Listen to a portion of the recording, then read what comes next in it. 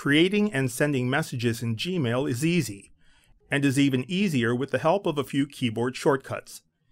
Keyboard shortcuts can quicken the creation and sending process and make you more proficient using Gmail in general. Before you can begin using keyboard shortcuts, however, you'll need to turn them on. To determine whether keyboard shortcuts are on or not, look in your inbox for a thin blue vertical line at the beginning of one of your messages. In most cases, you'll find the line on the first message. If you see the blue line, keyboard shortcuts are on. If you don't see the line, press and hold the Shift key, and then press the question mark key. This keyboard combination displays the keyboard shortcut overlay screen. Here you can see all the Gmail keyboard shortcuts. You don't need to memorize them all right away. Just try and learn and master a few a week. Click Enable to turn on your shortcuts. You can come back to this screen at any time to disable them as well. Click Close or press the Escape key, the keyboard shortcut, to hide the overlay screen. You should now see the blue line in your inbox to inform you your keyboard shortcuts are on. If you don't, click the refresh icon or refresh your browser.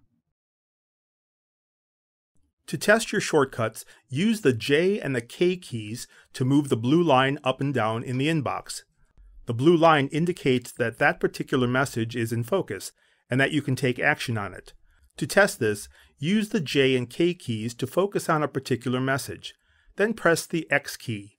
The X key selects the message. Press the X key again to deselect the message. Now that you've used a few shortcuts, let's compose a message. To begin a new email message, click Compose to display the Compose window, or using keyboard shortcuts, just type the letter C. Gmail displays the Compose window over your inbox and places the focus of your cursor in the To field. Here you can enter the names or email addresses of the people or groups you want to send the message to. Just enter a few letters of either their name or email address. If the individual exists in your contact list, or you've sent the individual messages before, their name and email address display in a selection pane below the To field. If you see the individual you want to send the message to listed, use your down and up arrow keys to highlight the individual and press Enter, or using your cursor, select their name from the list. In some instances, you may notice a division line in the selection pane. Names above the line exist in your personal contact list, while names below the line exist in your organization's global address list. If the user does not appear in either section, type in their full email address. After you've added all the recipients, press Tab or click in the subject field to enter the subject of your message. Enter a short, concise title for your message, one that informs the recipients about the content of the message. To start your message, press Tab again or click in the main body of the message window. Type in your message.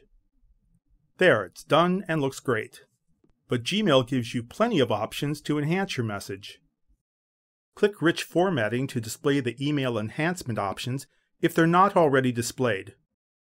With the formatting options, you can bold words or sections, change the color and size of your font,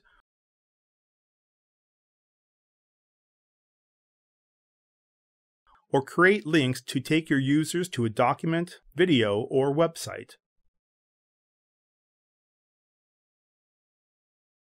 And if you need to add an attachment, click Attach a File. You can add as many attachments as needed, as long as the total of all the attachments and the content of the email itself is less than 25 megabytes.